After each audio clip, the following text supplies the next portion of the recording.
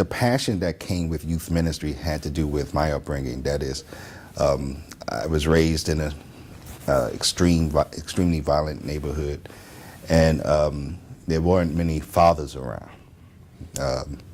Most of my friends at the time, we didn't have any fathers, so we kind of relied on one another to help us grow up. And what I found was, being a man, when I became a man, I could represent fathers for those boys who didn't have fathers. So that was sort of my introduction into youth ministry. Also, young ladies didn't have a proper understanding what a man was. They themselves didn't have fathers, so they didn't have men who would speak to them properly and open doors for them and just doing things that men do.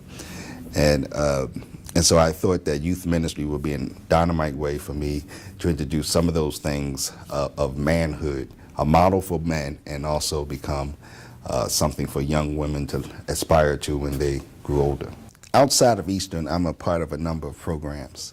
I founded a program about 20 years ago called Brothers United Basketball Fellowship. It's really a fellowship for young men of neighborhoods, specifically North and West Philadelphia neighborhoods, where young men come each week, and I get hundreds of young men, and we go through our devotional period, and then we just play basketball.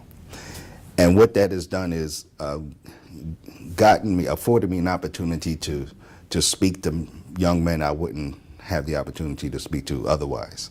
I'm also on the boards of New Life Youth and Family Services, and it's for adjudicated young people.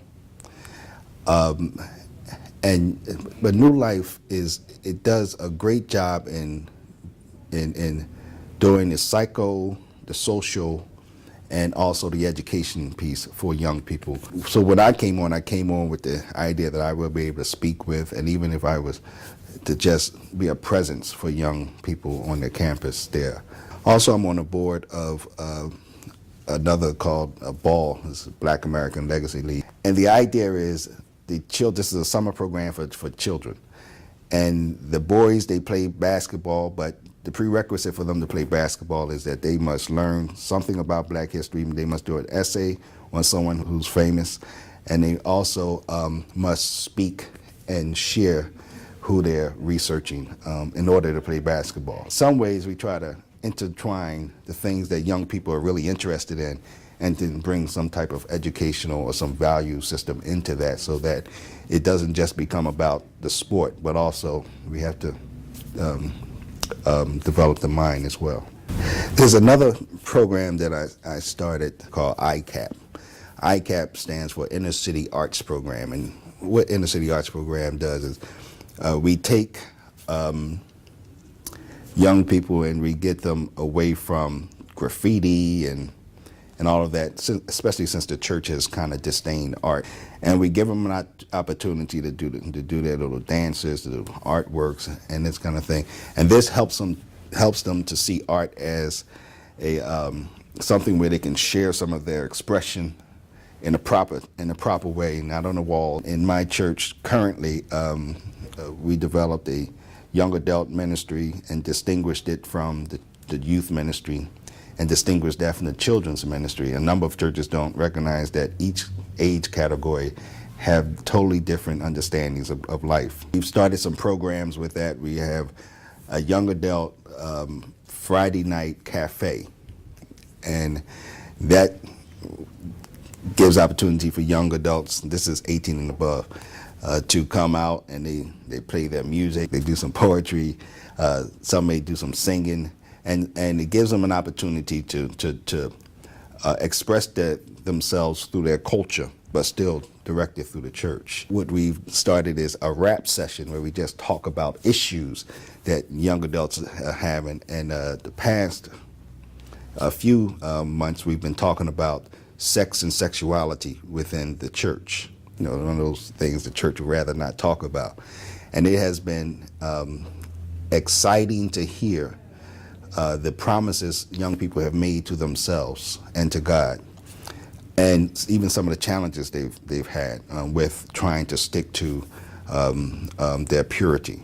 And so I think what that does is it lets them see that the church is still concerned about their issues, not just trying to count them as part of the number, but they're still concerned about their issues. And it's the old saying that they're not the church of tomorrow. They are the church of today.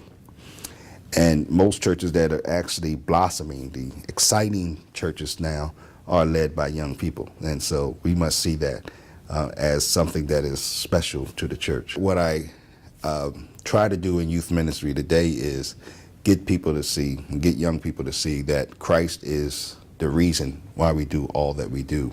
We can sound like secular, we can look like we're secular, but too much of that will make us appear to be secular. Even when we try to talk to our friends, they won't find any difference in the church. But there has to be a distinct difference. And I think that's one of the things that I think youth ministry is missing today. And sometimes we miss the message. And I don't want that to happen. So that would be my caution in youth ministry. Nevertheless, I think I see youth ministry today as probably doing more than civil rights movement has done, and that is linking young people together that traditionally haven't been together. So you see white young kids and black young kids, Latino young kids, Asian young kids, and they all blended, all look the same in clothing, they all speak the same language, and what they're doing is something that our parents didn't do, and that is find the oneness in Christ. And so that's the exciting part of youth ministry, seeing all of this diversity just popping up and seeing young kids actually seeing one another as equals.